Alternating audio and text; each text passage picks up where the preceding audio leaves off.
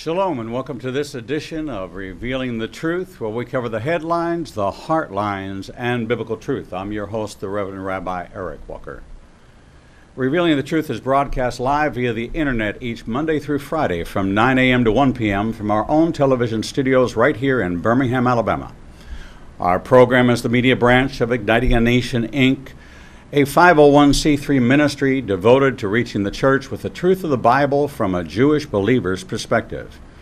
We are a commercial-free network 100% supported by your donations.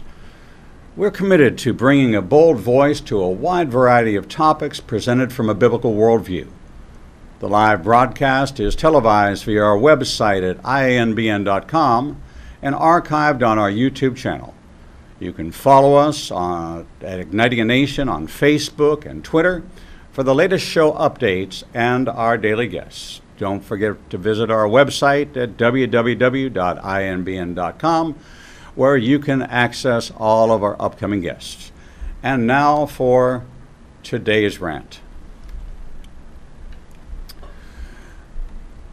When we have a problem at home with our plumbing, and our drains back up and overflow, we don't try to pour more water in it to the overflowing drain because it can't receive what it already has. We reach for a variety of remedies: plungers, Drano, liquid plumber, Roto-Rooter, and finally the plumber. I've found that it's much cheaper for me to call the plumber first than to try to fix it myself and then pay for a complete bathroom renovation to fix what I broke. We go through a process of trying to identify the source of the blockage and then use a variety of methods to clear the blockage. Over the course of my life as a believer, I've been called upon to pray for people. This especially occurs when I am speaking at a conference or a retreat or a revival. The most common request that I have had in prayer lines was to pray for people to receive more of God. What? What more can you receive? Why are you asking for more when He's already given you everything? If you aren't really feeling it, flowing in it, bearing fruit for the kingdom, there must be something blocking it, just like that drain. As I began to talk to some people in my prayer line, I would ask them what was blocking them. Some were indignant and assured me there was nothing, and even one became so offended she had a hard time receiving a word of knowledge given to me during her prayer time. She looked me squarely in the eyes, and you could see she was not happy. I told her after to come to my class the next day, and maybe she'd get clarity. She came and afterward told me just how much my questions in prayer bothered her the night before, but that how during the teaching God revealed to her what was blocking her. She released it, and immediately the Holy Spirit washed over her, and she began to receive. When we have blockage, God is calling us to search ourselves and cry out to Him like King David did in Psalm 139. He says, "O Lord, you have searched me, and you know me. You know when I sit and when I rise. You perceive my thoughts from afar. You discern my going out and my lying down. You are familiar with all my ways. Before a word is on my tongue, you know it completely, O Lord. You hem me in, behind and before. You have laid your hand upon me. Such knowledge is too wonderful for me, too lofty for me to attain. Where can I go from your spirit? Where can I flee from your presence? If I go up to the heavens, you are there. If I make my bed in the depths, you are there. If I rise on the wings of the dawn, if I sit on the far side of the sea, even there your hand will guide me. Your right hand will hold me fast. If I say, surely the darkness will hide me and the light become night around me, even the darkness will not be dark to you. The night will shine like the day, for darkness is as a light to you. For you created my innermost being. You knit me together in my mother's womb. I praise you because I am fearfully and wonderfully made. Your works are wonderful, I know that full well. My frame was not hidden from you when I was made in the secret place. When I was woven together in the depths of the earth, your eyes saw my unformed body. All the days ordained for me were written in your book before one of them came to be. How precious to me are your thoughts, O God! How vast is the sum of them! Were I to count them, they would outnumber the grains of sand. When I awake, I am still with you. If only you would slay the wicked, O God, away from me, you bloodthirsty men. They speak of you with evil intent. Your adversaries misuse your name. Do I not hate those who hate you, O Lord, and abhor those who rise up against you? I have nothing but hatred for them. I count them my enemies. Search me, O God, and know my heart. Test me and know my anxious thoughts. See if there is any offensive way in me, and lead me in the way everlasting. King David's crying out to God to search for what is blocking him, for what is impeding his relationship with God. He clearly acknowledges that God is with him, whether or not it's to the heights of heaven or the depths of hell. God is with him, searching him to unblock him so that he might receive. King Solomon wrote in Proverbs 20:27, the lamp of the Lord searches the spirit of man. It searches out his inmost being.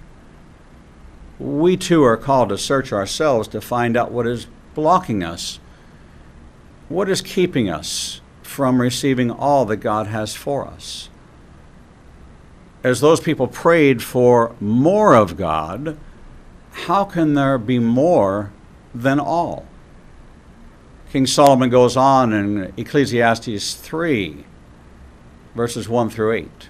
There is a time for everything and a season for every activity under heaven, a time to be born and a time to die, a time to plant and a time to uproot, a time to kill and a time to heal, a time to tear down and a time to build up, a time to weep and a time to laugh, a time to mourn and a time to dance, a time to scatter stones and a time to gather them, a time to embrace and a time to refrain, a time to search. Yes, a time to search. A time to examine ourselves, and a time to give up. A time to keep and a time to throw away.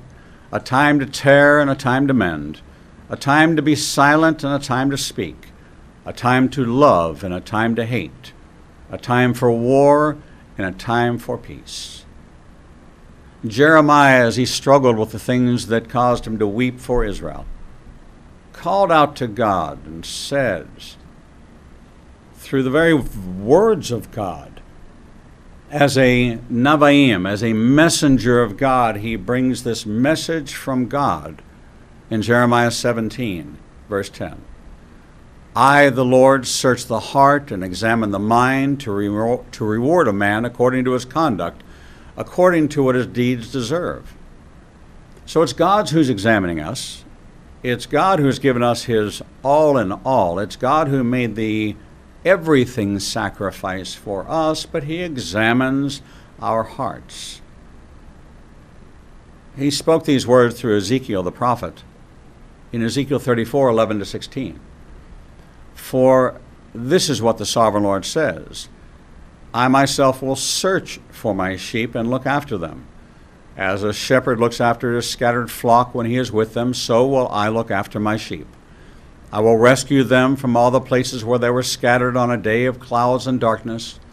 I will bring them out from the nations and gather them from the countries, and I will bring them into their own land. I will pasture them on the mountains of Israel, in the ravines and all the settlements in the land. I will tend them in a good pasture, and the mountain heights of Israel will be their grazing land. There they will lie down in good grazing land, and there they will feed in a rich pasture on the mountains of Israel. I myself will tend my sheep and have them lie down, declares the sovereign Lord. I will search for the lost and bring back the strays. I will bind up the injured and strengthen the weak. But the sleek and the strong I will destroy. I will shepherd the flock with justice. God is our shepherd.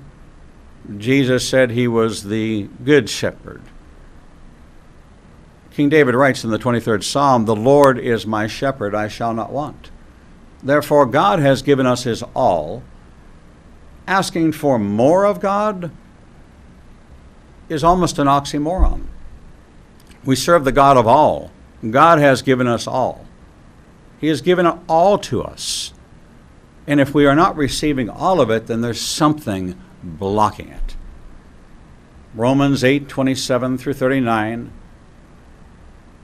Paul writes, "And he who searches our hearts knows the mind of the Spirit, because the Spirit intercedes for the saints in according with God's will. And we know that in all things God works for the good of those who love him, who have been called according to his purpose. For those God foreknew, he also predestined to be conformed to the likeness of his Son, that he might be the firstborn among many brothers. And those he predestined, he also called. Those he called, he also justified. Those he justified, he also glorified. What then shall we say in response to this? If God is for us, who can be against us? He who did not spare his own Son, but gave him up for us all, how will he not also along with him graciously give us all things?" All things. Asking for more of God denies this very statement that he has already given us all things. If we are not receiving all things, there is something blocking us. Who will bring any charge against those whom God has chosen? It is God who justifies. Who is he that condemns? Messiah Yeshua, who died, more than that, who was raised to life, is at the right hand of God and also interceding for us, for all of us who believe. Who shall separate us from the love of Messiah? Shall trouble or hardship or persecution or famine or nakedness or danger or sword? As it is written, for your sake we face death all day long. We are considered as sheep to be slaughtered. No, in all these things we are more than conquerors through him who loved us. For I am convinced that neither death nor life, neither angels nor demons, neither the present nor the future, nor any powers, neither height nor depth, nor anything else in all creation will be able to separate us from the love of God that is in Messiah Yeshua, our Lord. Each one of us must examine ourselves as we do that drain to find out what the cause of the blockage is and clear it so we may receive all that God has for us. Asking for more of God is assuming that God gives out his gifts partially, in portions. God gave his all and all. He gave it to you. He gave it to me. And if we are not receiving that, something is blocking our way. And that, my friends, is today's rant. These rants are excerpts from over 700 hours of teachings archived and available to you. Visit ianbn.com and click on the teaching archives and see how you can get access to this repository of 10 years worth of sermons, teachings, and special events, both audio and video. Your support keeps us on the air and teaching in 4 locations per week, in addition to all these programs. We thank you for that support, and we'll be right back.